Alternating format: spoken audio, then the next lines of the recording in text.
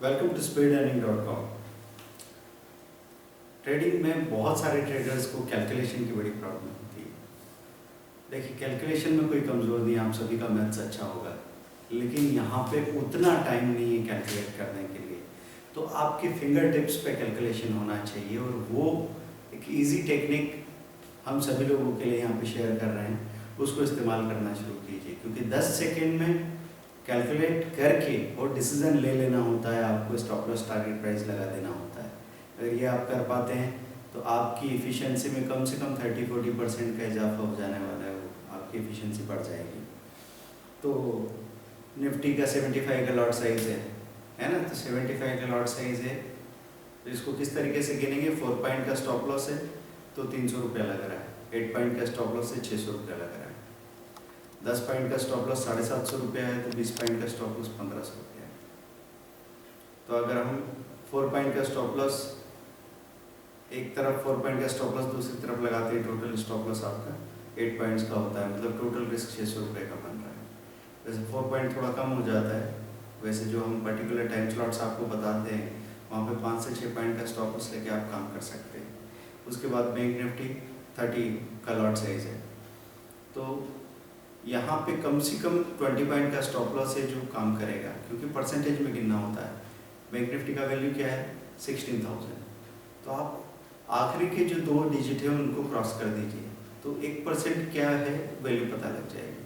भले वहाँ पर 16,480 चल रहा हो वैल्यू, लास्ट का 80 आपने कट किया तो 164 सामने आ जाएगा। वो 164 1% है।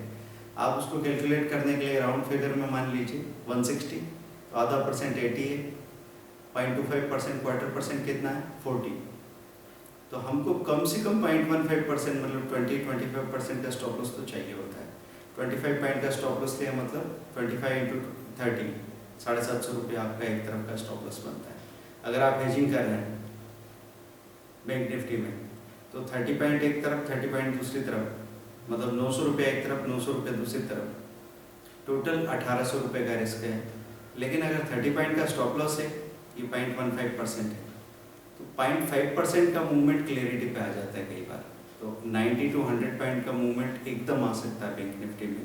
40 पॉइंट भी आपको बच जाते हैं तो आप 1200 रुपये कमा के बाहर आते हैं। तो ये आपके दिमाग में बहुत तेज़ी से चलना चाहिए। शुरुआत में जब ट्रेडर्स आते हैं तो उनको पता भी नहीं लगता कि कितनी तेज़ी से उनका नेट पोजीशन बदलता जा रहा है, कितनी तेज़ी से उनका M2M बदलता जा रहा है। M2M मतलब मार्क टू मार्केट प्रॉफिट और लॉस, गेन और लॉस। तो पहले वो देखते हैं कि अरे अभी 800 रुपये माइनस हो रहा है, फिर वो तसल्ली में बैठे रहते हैं चलो 800 माइनस। थोड़ी देर बाद देखते हैं 1300 हो गया, और बाजार में अगर डिप आ गया तेज़ी से तो 2500 रुपया हो जाता है, घबरा जाते हैं वहाँ पे। ऐसी तेज़ी के वक्त उन्होंने देखा कि अभी 1000 रुपये मिल रहे हैं, 2 मिनट बाद चीज़ें थोड़ी और आगे चली गई। उनको पता नहीं कि उनका प्रॉफिट 1400-1500 तक पहुँच चुका था, जो कि उनकी एक्सपेक्टेशन से काफ़ी ज़्यादा था। वापस आके वो बेचने के बारे में सोचने लगी जब बाज़ार में थोड़ी सी गिरावट आने लगी, तो 700 रुपया उनके हाथ में आता है। अगर उनको टाइम पे पता हो कि 1000 रुपये पहले देख रहे थे और अगर आधा परसेंट चीज़ें बढ़ गई हैं, तो 1300-1400 रुपया हो गया। फटाफट पढ़ते पढ़ते में आप अपना प्रॉफिट बुक कर लीजिए, और कैलकुलेशन उसमें आपको मदद करेंगे। अब हम लोग स्टॉक के स्टॉप लॉस और प्रॉफिट के बारे में बात करते हैं। कई बार हम लोग कॉल भेजते हैं, तो कॉल में ऐसा होता है कि हमने 3 अच्छे मजबूत स्टॉक चुने हैं, 3 कमज़ोर स्टॉक चुने हैं, और तीनों स्टॉक में हाई के ऊपर बाइंग लगा देने से ये फ़ायदा मिलता है कि जो सबसे पोटेंशियल स्टॉक है उसी का ट्रेड हो, जिसमें क्लियरिटी नहीं है उसका ट्रेड नहीं हो। हमारा मेन पर्पज़ ये है कि क्लियर स्टॉक्स में ट्रेड अगर होंगे तो आपको वो प्रॉफिट मिल जाएगा, लेकिन जो स्टॉप लॉस की में वेस्टेज आपका जाता है वो बच जाएगा। तो हमेशा लोग जब ये ट्रेड करने जाते हैं तो वो एक पर्टिकुलर सिंगल स्टॉक को चुनने के लिए बहुत पजल्ड हो जाते हैं, जबकि उनको 3-4 चीज़ें दिख रही होती है जो बेहतर हो सकती है। तो हाई के ऊपर स्टॉप लॉस बाइंग से ये हो जाता है कि उन 3-4 स्टॉक में से ऑटोमेटिक सिलेक्शन हो जाएगा। कमज़ोर शेयर्स में भी यही बात होगी कि 3-4 कमज़ोर शेयर्स चुन लिए, लो के नीचे स्टॉप लॉस सेलिंग लगा दी, तो उनमें से एक ऑटोमेटिक सिलेक्शन हो जाएगा।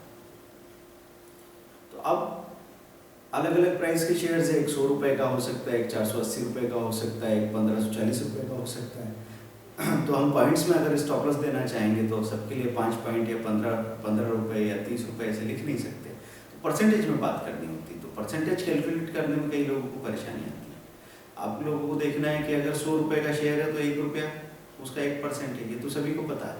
लेकिन 480 रुपये का शेयर है तो 4 रुपये 80 पैसा 1%, उसका आधा 2 रुपये 40 पैसा, उसका आधा 1 रुपये 20 पैसा, तो 1/4% हो गया 1 रुपये 20 पैसा। इसका स्टॉप लॉस आप लेते हैं दोनों तरफ, जैसे फ्यूचर की ट्रेडिंग कर रहे हैं, हेजिंग कर रहे हैं दिन में 2 बार, खासतौर पे 1/54 2/29 को कर सकते हैं। तो आपने 1/4% का स्टॉप लॉस ले लिया, ये सोच के कि आधा % का भी मूवमेंट आ जाएगा तो 1/4% मुझे प्रॉफिट में बच जाएगा। ब्रोकरेज टैक्स अगर आपका कम है तो आप आराम से प्रॉफिट बचा सकते हैं।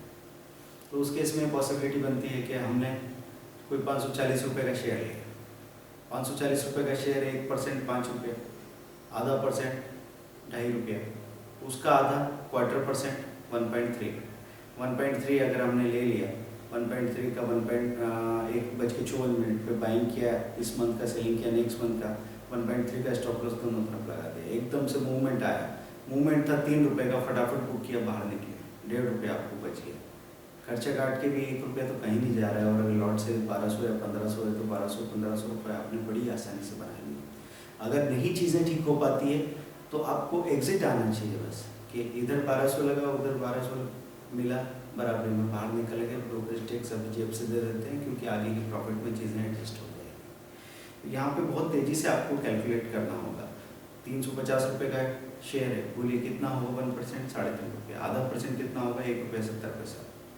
860 रुपये का शेयर है, कितना हो गया 1%, 8 रुपये 60 पैसा, तो उसका आधा 8 रुपये 60 पैसा, आप चाहें तो 9 रुपया मान लो और आधा 4.5 रुपये, मतलब टेंटेटिव भी राउंड फिगर करके निकाल लेना है जल्दी से, ज़्यादा उलझना नहीं है बारीकी में, क्योंकि आपको स्टॉप लॉस लगा के और टारगेट के बारे में भी ऐसा ही फास्ट कैलकुलेशन करना होता है।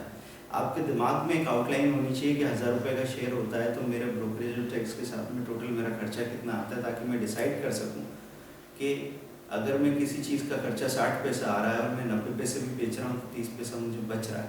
ये हम कैलकुलेट फटाफट कर लें, ये बहुत ज़रूरी है। तो इसकी प्रैक्टिस आप आज से शुरू कर दीजिए। हर एक फ्यूचर को लेके बहुत सारे स्टॉक के जो फ्यूचर लॉट साइज़ है, ऑप्शन के लॉट साइज़ है, उनको फिंगर टिप पे कैलकुलेट करने की प्रैक्टिस शुरू कीजिए।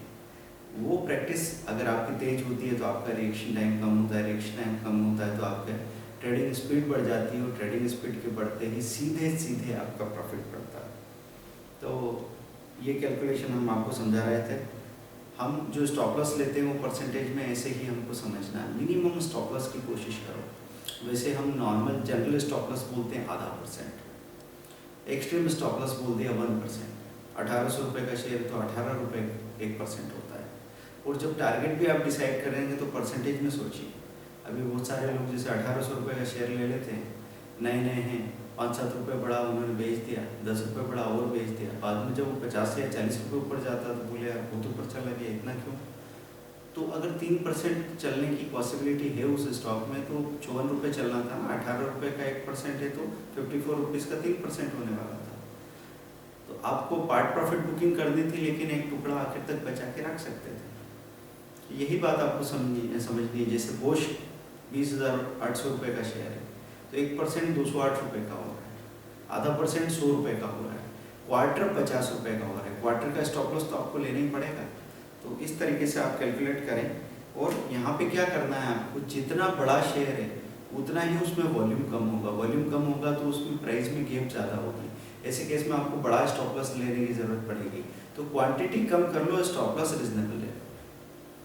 मतलब बोश जैसा शेयर अगर हमको लेना है तो हम 5 शेयर ले लें सिर्फ, स्टॉप लॉस हम 125-150 रुपये का रखें, टोटल हमारे रिस्क 700-750 रुपये है। लेकिन by the end of the अगर वो 2% चल गया तो आप 2000 रुपये कमा के आओगे, क्योंकि 5 शेयर 400 रुपये लेके जाएंगे।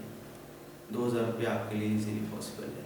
और एक बार लहर आती है ऐसे स्टॉक्स में तो सीधा 200 से 400 रुपये 500 रुपये तक की लहर आती है। तो हर एक स्टॉक का पहले डे ट्रेडिंग रेंज देखें और उसको परसेंटेज में तेज़ी से कैलकुलेट करना सीखें। इसीलिए ये लेक्चर था। आप प्रैक्टिस करते रहें, छोटी छोटी बातों पे हम लोग गौर कर रहे हैं ताकि आपको हर परेशानी में मदद कर सकें। और अगर आपको बड़ा बनना है तो छोटी छोटी डिटेल्स को इग्नोर करना बंद कर दीजिए।